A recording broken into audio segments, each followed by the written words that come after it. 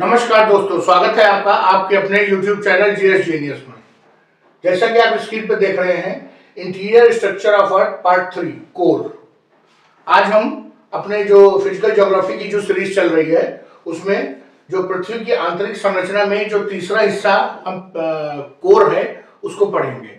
इसके पहले हम पृथ्वी के जो ऊपरी दो हिस्से हैं जिसे भूपर्पटी और मेंटल कहते हैं, इंग्लिश में क्रस्ट और मेंटल कहते हैं, उसके बारे में दो अलग अलग लेक्चर्स में पार्ट्स में हम डिटेल में पढ़ चुके हैं। उसी क्रम में आज हम कोर को पढ़ेंगे। तो इससे पहले कि हम अपना वीडियो शुरू करें, आपसे हमारी रिक्वेस्ट है कि हमारे चैनल को सब्सक्राइब करिए, जिससे कि जो आपका ज्योग्राफी का जो जीएस का जो फिजिकल ज्योग्राफी है और इंडियन ज्योग्राफी दोनों के वीडियोस लगातार एक एक करके आ रहे हैं और आपका जो है ज्योग्राफी पूरा हम रिवाइज करा देंगे 1 से 2 महीने में, 1 से 1.5 महीने में। ठीक है, तो अगर आपने अभी भी नहीं सब्सक्राइब किया है तो 1 मिनट के लिए वीडियो को रोक दीजिए और चैनल को सब्सक्राइब कर लीजिए। चलिए, आपने उम्मीद है कि आपने चैनल सब्सक्राइब कर लिया होगा। तो इससे आइए सबसे पहले जो हमने पिछला कुछ पढ़ा था उसको रिवाइज कर लेते हैं। सबसे पहले हमने पढ़ा था कि हमारी जो पृथ्वी की आंतरिक संरचना है 3 हिस्सों में विभाजित है। पहला हमारा पोर्शन है क्रस्ट, दूसरा है मेंटल और ये तीसरा है कोर। अब ये जो हमारा क्रस्ट है इसमें 2 प्रकार के क्रस्ट हैं। एक है ओशियानिक क्रस्ट अर्थात महासागरीय भूपर्पटी और दूसरा है कॉन्टिनेंटल क्रस्ट अर्थात महाद्वीपीय भूपर्पटी। तो ओशियानिक क्रस्ट कम गहरी है और जो महाद्वीपीय क्रस्ट है वो ज्यादा गहरी है। उसके बाद हमने इसको जो क्रस्ट है जो भूपर्पटी है इसको भी 2 भागों में बांटा, ऊपरी भूपर्पटी अपर क्रस्ट और निचली भूपर्पटी लोअर क्रस्ट। इसके बाद हमने और जो ये अपर क्रस्ट और जो लोअर क्रस्ट है इसको डिवाइड करने के लिए एक डिसकंटिन्यूटी है जिसको कहते हैं कॉनकॉर्ड डिसकंटिन्यूटी। कॉनकॉर्ड डिसकंटिन्यूटी के बाद इसके बाद हमारा पड़ता है अपर मेंटल। अपर मेंटल और लोअर क्रस्ट के बीच में मोहो डिसकंटिन्यूटी है और जो हमारा अपर क्रस्ट का जो ऊपरी हिस्सा है वो क्रस्ट के अपर मेंटल का जो ऊपरी हिस्सा है वो क्रस्ट के साथ मिलाकर के लिथोस्फीयर बनाता है। ये लिथोस्फीयर वही स्पेस है जहां पर हम सारी मानवीय गतिविधियां करते हैं, चाहे हमें खुदाई करना हो, बोरिंग करना हो या हमें खेती करना हो, सब हम इसी में करते हैं। इसके बाद जो हमारा अपर क्रस्ट का जो निचला हिस्सा है इसको हम एस्थेनोस्फीयर कहते हैं। इसके बाद हमारा लोअर जो मेंटल है वो शुरू होता है, इसको हम मीजोस्फीयर कहते हैं और मीजोस्फीयर के बाद हमारा कोर आता है, इसको हम सेंट्रोस्फीयर कहते हैं। और कोर के भी 2 भाग हैं, अपर कोर और लोअर कोर। तो चलिए शुरू करते हैं आज का वीडियो। ये आपने देख लिया कि लोअर मेंटल के बाद अपर कोर आता है सीधे। कोर के बारे में जो डिटेल से फैक्ट्स हैं उनको देखते हैं। ये inner most layer of earth, पृथ्वी की जो सबसे आंतरिक परत है वो उसको कोर कहते हैं। कहीं हिंदी में क्रोड भी लिखा मिलेगा और कोर भी लिखा मिलेगा, दोनों चीजें मिल जाएंगी, लेकिन इंग्लिश में कोर ही लिखा मिलेगा। और ये कहां पे है? ये लोअर मेंटल के नीचे है और इसकी जो पूरी गहराई है वो 2900 से 6370 किलोमीटर है। अल्टीमेटली जो हमारे पृथ्वी का जो केंद्र है, अंदर बिंदु है, वो ऊपर भूपर्पटी से 6370 किलोमीटर के आसपास है। इसके ऊपर क्या है? 2900 के ऊपर लोअर मेंटल है। Core can be divided into 2 layers. Core को भी जो है हमने हर लेयर को 2-2 पार्ट में डिवाइड किया, तो कोर को भी हम जो है 2 लेयर्स में डिवाइड करेंगे, इनर कोर और upper core. Outer core lies beneath lower mantle. Lower जो मेंटल है हमारा, जिसको हम पहले पढ़ चुके हैं, उसके सीधे नीचे अपर कोर है और अपर कोर और लोअर मेंटल के बीच में गुटेनबर्ग कंटिन्यूटी है। याद रखिएगा, गुटेनबर्ग कंटिन्यूटी वो जियो साइंटिस्ट हैं जिन्होंने इसकी खोज की, तो उनके नाम पे इस डिसकंटिन्यूटी का नाम रख दिया गया। ये जो हमारा आउटर कोर है,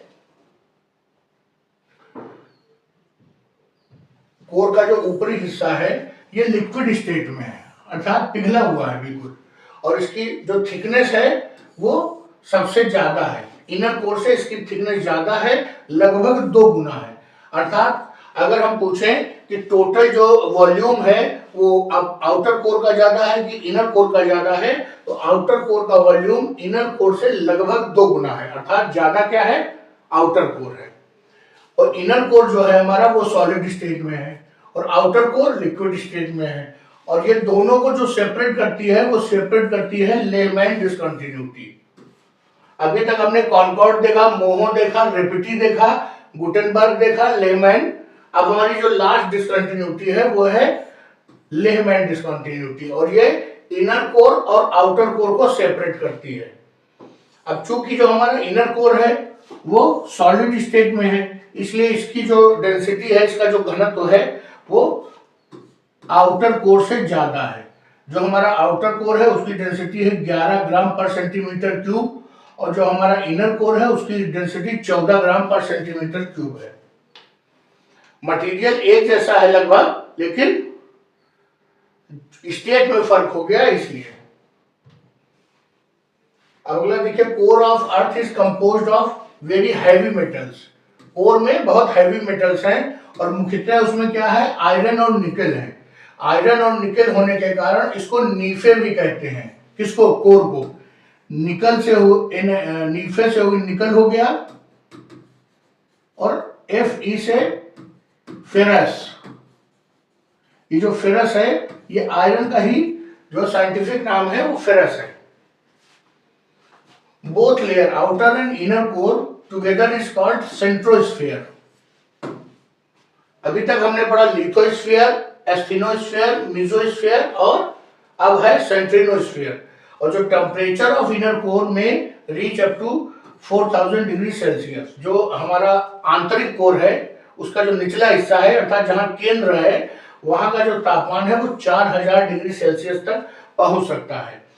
लेकिन एक आश्चर्य की बात यह है कि इतना अधिक तापमान होने के बाद भी जो हमारा इनर कोर है वो सॉलिड स्टेट में है। क्यों सॉलिड स्टेट में है, जबकि उसके ऊपर का हिस्सा कम तापमान होने के बावजूद लिक्विड स्टेट में है? उसका कारण यह है कि जो वैज्ञानिकों का मानना है कि जो ऊपर की परतें हैं और करीब 6378 किलोमीटर का जो दाब है, जो इतना वॉल्यूम है, इतने मेटल्स, इतने रॉक्स, उसके कारण इतना अधिक तापमान होने के बावजूद ये सॉलिड स्टेट में है।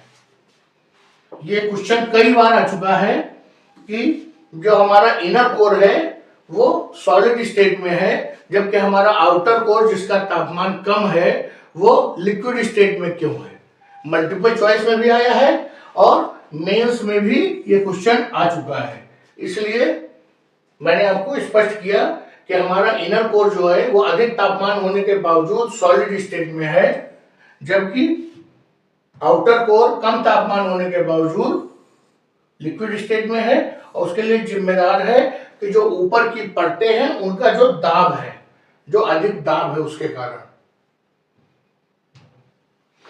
जो भूवैज्ञानिकों का मानना है कि जो पृथ्वी की मैग्नेटिक फील्ड है, जो कि मनुष्य को के जीवन के लिए बहुत उपयोगी है, वो जो हमारी लिक्विड स्टेट है आउटर कोर की, उसी से पूरा गवर्न होती है।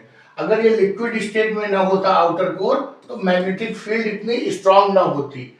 मैग्नेटिक फील्ड का लाभ मनुष्य के लिए ये है कि जो सूर्य से आने वाली सौर पवनें हैं, सोलर विंड्स हैं, जो कि हानिकारक होती हैं, ये मैग्नेटिक फील्ड उन सौर पवनों को अपनी ओर, अर्थात नॉर्थ पोल और साउथ पोल की ओर आकर्षित कर लेता है। और नॉर्थ और साउथ पोल की ओर आकर्षित कर लेने के कारण जो मनुष्य नीचे के ये इक्वेटर और उसके आसपास जो लोग रहते हैं वो उन सौर पवनों से बच जाते हैं।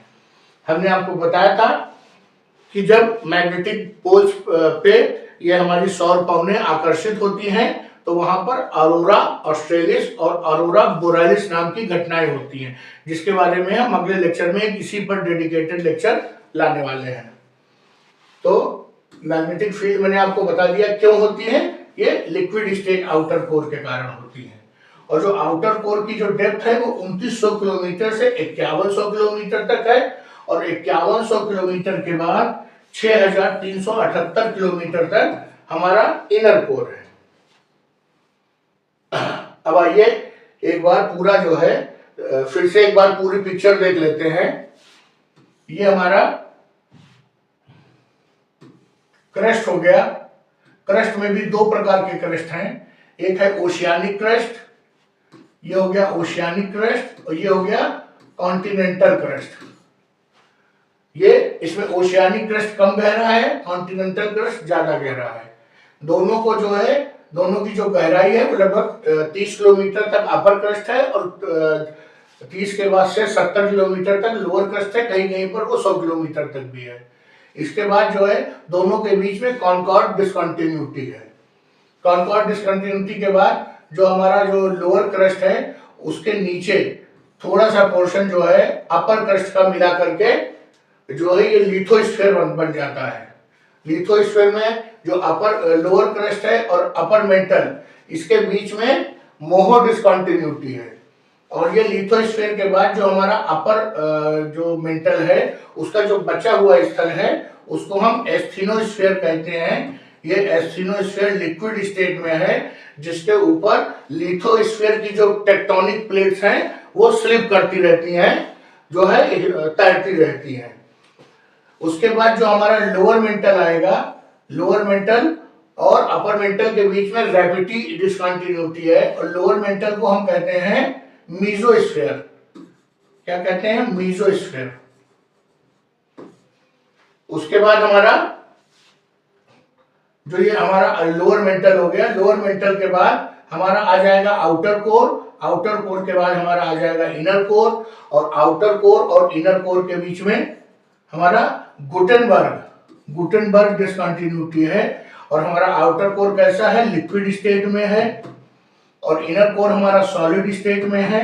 यहाँ पर भारी तत्व आयरन और निकल जैसे भारी तत्व पाए जाते हैं। लिक्विड स्टेट में होने के कारण ये मैग्नेटिक फील्ड जो पृथ्वी की है उसके लिए जिम्मेदार है। और इनर कोर इतना ज्यादा तापमान जो 4000 डिग्री सेल्सियस का तापमान होने के बावजूद ये सॉलिड स्टेट में है, क्योंकि ऊपर की इतनी जो परतें हैं 5100 से 6378 तक केवल इनर कोर है, बाकी 5100 किलोमीटर का जो दाब है वो इसको सॉलिड बनाए रखता है।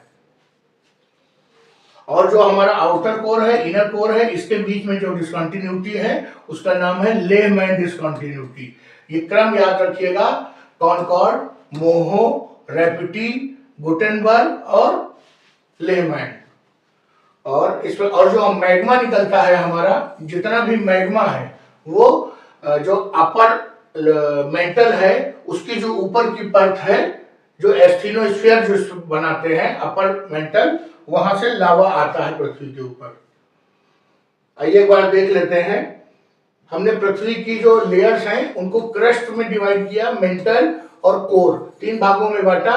फिर क्रस्ट को अपर और लोअर क्रस्ट, और मेंटल को अपर एंड लोअर मेंटल, और कोर को अपर एंड लोअर कोर में डिवाइड किया। इसके अलावा अलग अलग तरह से लिथोस्फीयर, एस्थीनोस्फीयर, मीजोस्फीयर और सेंट्रोस्फीयर, ये 4 लेयर में भी बांटा। अब आइए डिसकंटिन्यूटी देखते हैं। ये हमारी अपर क्रस्ट और लोअर क्रस्ट के बीच में हमारी कॉनकॉर्ड डिसकंटिन्यूटी है। लोअर क्रस्ट और अपर मेंटल के बीच में हमारी मोहो डिसकंटिन्यूटी है। फिर हमारी रैपिडी डिसकंटिन्यूटी कहां पर है? अपर मेंटल और लोअर मेंटल के बीच में हमारी रैपिडी डिसकंटिन्यूटी है। लोअर मेंटल और अपर कोर, इसके बीच में हमारी गुटेनबर्ग डिसकंटिन्यूटी है। और अपर कोर और लोअर कोर के बीच में हमारी लेहमैन डिसकंटिन्यूटी है। ये इस पूरे 3 जो हमारे वो हैं जो पार्ट्स आए इंटीरियर स्ट्रक्चर ऑफ अर्थ पे, उसका सबसे जो इम्पोर्टेंट पार्ट है वो ये डिसकंटिन्यूटी है। और जो इनर कोर का सॉलिड स्टेट है और लोअर कोर का जो लिक्विड स्टेट है, वो यही सबसे इम्पोर्टेंट पॉइंट है। तो मित्रों, ये छोटा सा लेक्चर था और हमने 3 पार्ट में पृथ्वी की आंतरिक संरचना को खत्म किया, क्योंकि अगर तीनों को एक साथ पढ़ाते तो 1 घंटे का लेक्चर हो जाता, जो ना आप देखते और आपके इतना ज्यादा बाउंस कर जाता, ऊपर भी निकल जाता। तो वीडियो को यहीं समाप्त करते हैं।